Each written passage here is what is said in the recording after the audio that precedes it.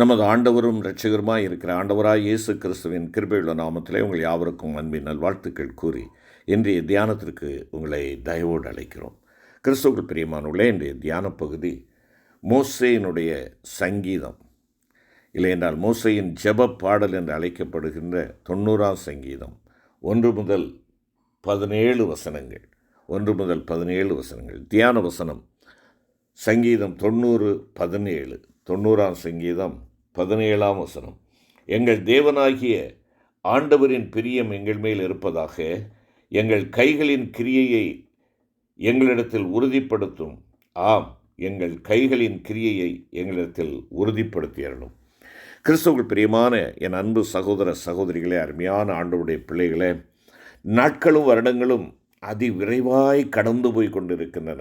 24ஆம் ஆண்டை நிறைவு செய்தோம். இன்று 25ஆம் ஆண்டினுடைய முதல் மாதத்தின் கடைசி பகுதிக்குள்ளாக நாம் வந்து கொண்டிருக்கிறோம். மிக வேகமாக காலங்கள் ஓடிக்கொண்டிருக்கிறதை நாம் பார்க்கிறோம்.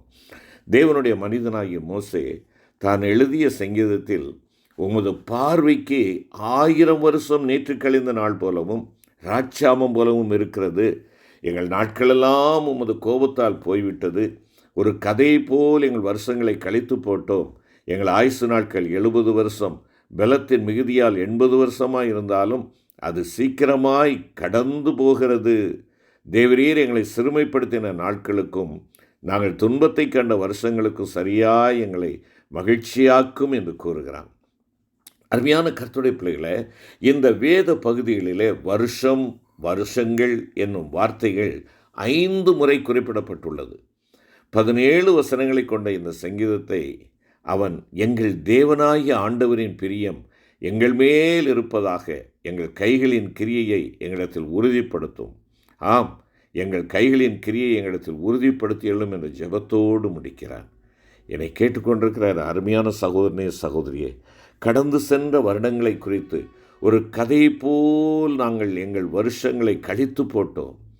அவை நாங்கள் சிறுமைப்பட்டிருந்த நாட்கள், நாங்கள் துன்பத்தை கண்ட வருஷங்கள் என்பது போன்று நீ உணர்கிறாயோ? அவை எப்படி இருந்திருப்பினும் இனி அந்த துன்பங்கள் உனக்கு ஒரு பொருட்டாய் இருக்க வேண்டாம். புதிய தீர்மானங்களோடு புத்தாண்டுக்குள்ளாக அடியெடுத்து வைத்திருக்கிற நம் ஒவ்வொருவரும் பின்னானவைகளை மறந்து முன்னானவைகளை நாட வேண்டும். நம்முடைய சிறுமையையும் துன்பங்களையும் நாம் மறந்து இனிவரும் நாட்கள் ஒரு கதையை போல் கழித்து போடட்டும் நாட்களாய் இருக்கக்கூடாது என்பதை குறித்து மட்டும் கவனமாக இருக்க வேண்டும். மோசேயைப் போல் நாங்கள் ஞான இருதயமுள்ளவர்களாகும்படி எங்கள் நாட்களை என்னும் அறிவை எங்களுக்கு போதித்தருளும் என்று தேவனை நோக்கி விண்ணப்பத்தை ஏறெடுக்கிற பிள்ளைகளாய் நாம் காணப்படுவோம். ஒரு தேவனுடைய பிள்ளை இந்த உலகத்தில் ஜீவிக்கும் நாட்கள் ஒரு கதையை போல கழித்து போடப்படும் நாட்கள் அல்ல. அவை பிறர் வாசித்தறியும் நிருபங்களாய் உலகில் விளங்க வேண்டும். அவன் இவ்வுலக வெட்டை கடந்து போன பின்னரும் அவனுடைய வாழ்க்கையானது பிறர் வாசித்து பின்பற்றக்கூடிய ஒரு சரித்திரமாய் திகழ வேண்டும். எனவே இந்த புதிய வருடத்திற்குள் அடியெடுத்து வைத்திருக்கின்ற நாம் தேவ மனிதனாகிய மோசேயோடு சேர்ந்து எங்கள் தேவனாகிய ஆண்டவரின் பிரியம் எங்கள் மேல் இருப்பதாக என்று தேவனை நோக்கி உத்தம இருதயத்தோடு வேண்டிக் கொள்ள வேண்டும். எங்கள் தேவனாகிய ஆண்டவரின் பிரியம் எங்கள் மேல் இருப்பதாக என்று கூறப்பட்டிருப்பது ஆங்கில மொழிபெயர்ப்பிலே நாம் பார்ப்போம் என்றால் அதனுடைய பொருள் விதமாக இருக்கிறது. எங்கள் தேவனாகிய ஆண்டவரின் அழகு எங்கள் மேல் இருப்பதாக. எங்கள் தேவனாகிய ஆண்டவரின் அழகு எங்கள் மேல் இருப்பதாக. Let the beauty of the Lord our God be upon us. பட்டுள்ளது. வேறு வார்த்தையிலே இதை கூற வேண்டும் என்றால், தேவனாகிய ஆண்டவர் விரும்பும் அழகு நம்மில் இருக்கும்போது அவர் நம்மேல் பிரியமாய் இருப்பார். அருமையான கர்த்தருடைய பிள்ளையே, இந்த புதிய ஆண்டில் உன் ஜெபமும் வாஞ்சையும் நாட்டமும் என் தேவனாகிய ஆண்டவரின் அழகு என்மேல் இருப்பதாக என்பதாய் அமையட்டும். தேவனுடைய அதே சாயலில் உண்டாக்கப்பட்ட ஆதி மனிதன் பாவம் செய்தபடியால் தேவ சாயலை இழந்தான். அதன் பின் இந்த உலகில் பிறந்த எந்த மனிதனும், இதோ நான் துர்க்குணத்தில் உருவானேன், என் தாய் என்னை பாவத்தில் கற்பந்தரித்தாள் என்று கூறக்கூடிய அவல நிலையிலானான். இவ்விதமாக மனிதன் பாவியாக தேவனுக்கு சத்துருவாக மாறிப்போனான். அப்படிப்பட்ட மனுஷன் மேல் தேவன் பிரியமாயிருப்பது எப்படி? அதற்காகவே பிதாவாகிய தேவன் தம்முடைய குமாரனாகிய இயேசு கிறிஸ்துவை பாவ மாம்சத்தின் சாயலாகவும் பாவத்தை போக்கும் பலியாகவும் இந்த உலகத்திற்கு அனுப்பினார். எனவே ஆண்டவராகிய இயேசு கிறிஸ்துவின் பிறப்பை வயல்வெளியிலிருந்த மெய்ப்பர்களுக்கு தேவதூதன் அறிவித்த போது பரமசேனையின் திரள் அந்த தூதனுடனே தோன்றி, உன்னதத்தில் இருக்கிற தேவனுக்கு மகிமையும் பூமியிலே சமாதானமும் மனுஷர் மேல் பிரியமும் உண்டாவதாக என்று சொல்லி தேவனை துதித்தார்கள்.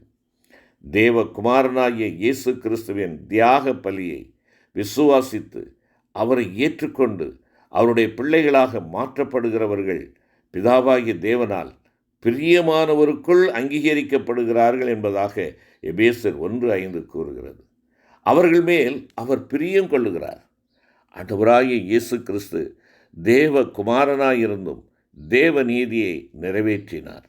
தேவ ஆவியானவர் புறாவை போல் ரூபம் கொண்டு அவர் மேல் இறங்கினார். அப்பொழுது வானத்திலிருந்து ஒரு சத்தம் உண்டாகி, இவர் என்னுடைய நேசகுமாரன், இவரில் பிரியமாயிருக்கிறேன் என்று உரைத்தது. பாவ மன்னிப்பாகிய ரட்சிப்பின் அனுபவம் பெற்ற தேவ பிள்ளைகளாகிய நீங்களும் நானும் கூட ஆண்டவருடைய சத்தியத்திற்கு கீழ்ப்படிந்து பரிசுத்த ஆவியானவரின் அபிஷேகத்தை பெற்றுக்கொள்ளும் போது தேவனாகிய கர்த்தருடைய பிரியம் நம்மேல் இருக்கும். நான் உன்மேல் பிரியமாயிருக்கிறேன் என்று நம் தேவன் நம்மை நோக்கி கூறுவார். அருமையான என் சகோதரனே, சகோதரியே, ஆண்டவருடைய சத்தத்தை, ஆண்டவருடைய சத்தியத்தை ஒவ்வொரு நாளும் கேட்கிற நீ, ஒவ்வொரு நாளும் உன்னுடைய தியான வேளையிலே ஆண்டவர் உன்னோடு பேசுகிறார் என்பதை உணர்ந்திருக்கிறாயா? அவருடைய சத்தத்திற்கு கீழ்ப்படியக்கூடியவனாக இருக்கிறாயா? ஆண்டவருடைய வார்த்தை வெறுமனே கொடுக்கப்படவில்லை. தேவனுடைய வார்த்தை உன்னிலே கிரியை செய்யும்படியாக உன்னுடைய இருதயத்தை திறந்து கொடுக்கிறாயா? தினந்தோறும் ஆண்டவர் உன்னோடு பேசுகிறார். தினந்தோறும் பேசுகிறார். இயற்கையின் வாயிலாக பேசுகிறார். நாம் பார்க்கிற சம்பவங்களின் வாயிலாக பேசிக்கொண்டிருக்கிறார். இதோ சீக்கிரமாய் வரப்போகிறார் என் ஆண்டவர் என்பதை சம்பவங்கள் உணர்த்தி கொண்டிருக்கின்றன. நீ தியானிக்கின்ற பொழுது எது உன் காதுகளிலே விழுகிறது? தேவனுடைய சத்தம் விழுகிறதா? நீ ஆலய ஆராதனைக்கு சென்றிருக்கின்ற பொழுது தேவன் உன்னோடு பேசுகிறார். பாடல்களின் வாயிலாக, ஜெபத்தின் மூலமாக, சத்தியத்தை உபதேசிக்கிற உபதேசத்தின் மூலமாக உன்னோடு பேசுகிறார். இது யாருக்கோ சொல்லப்பட்ட ஒரு உபதேசம், யாருக்கோ சொல்லப்பட்ட ஒரு அருளுரை என்று சொல்லி நீ உன்னை மேன்மையுள்ளவனாக எண்ணி உன் செவிகளை அடைத்து கொண்டிருப்பாய் என்றால் நீ ஆலயத்தில் இருக்கிறாய். ஆனால் உன் வாழ்க்கையை ஆண்டவருடைய ஆலயத்தை விட்டு, ஆண்டவருடைய உறவை விட்டு தூரமாக இருக்கிறது என்பதை உணர்ந்து கொள்.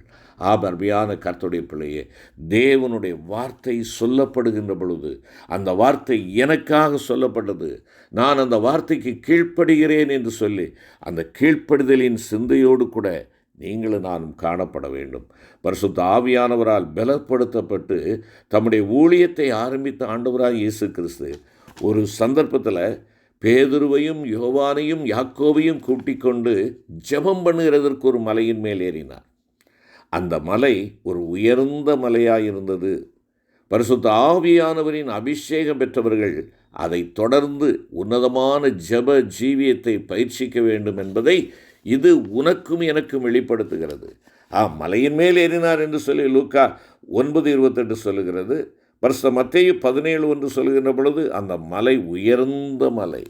அருமையான கர்த்தருடைய பிள்ளைகளே, நம்முடைய ஜெப ஜீவியம் நம் ஆண்டவருக்கு பிரியமாய், ஆண்டவருடைய அழகு, என் தேவனாய் ஆண்டவரின் அழகு என் மேல் இருக்க நான் என்ன செய்ய வேண்டும்? என்னுடைய ஜெப ஜீவியம் உன்னதமான நிலைக்கு செல்ல வேண்டும், உயர்ந்ததாக இருக்க வேண்டும்.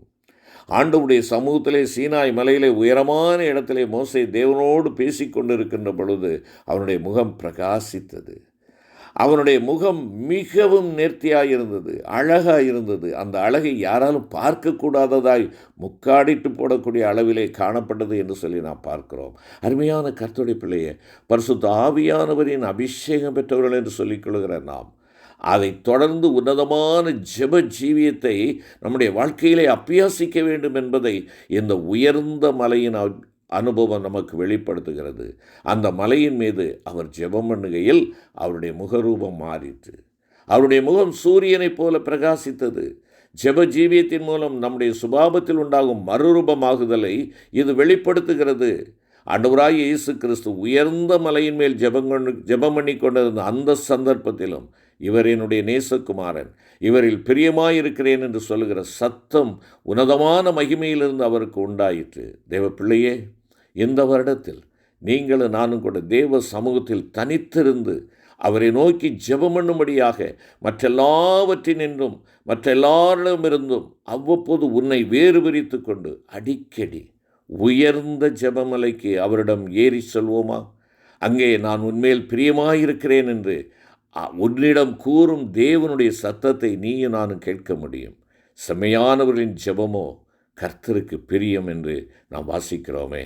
ஆம், ஆண்டவருடைய அழகு நம்மேல் எப்பொழுது இருக்கத்தக்கதாக நாம் உயர்ந்த ஜெபமலையின் அனுபவத்திற்குள்ளாக கடந்து செல்வோம். கிருபை நிறைந்த ஆண்டவரே, உம்முடைய அழகு எங்களில் எப்பொழுதும் காணப்படுவதற்கு உமோடு உள்ள தனித்த உறவில் எங்களுடைய ஜெப வாழ்க்கையில் உன்னதமான ஒரு மேலோட்டமானது அல்ல ஆண்டவரே, உயர்ந்த அளவில் ஆண்டவரோடு கூட நாங்கள் தனித்திருப்பதிலே இன்னும் ஜெப வாழ்க்கையிலே நாங்கள் உயர்ந்த நிலையிலே காணப்பட ஏனோதானவென்று அல்ல, தேவனோடு இணைக்கப்பட்டவர்களாக எங்களுடைய ஜெபத்திலே நாங்கள் காணப்பட்டு உம்முடைய அழகை நாங்கள் பெற்றுக்கொள்ள ஆண்டவர் எனக்கும் எங்களுக்கும் கிருபை தாரும்.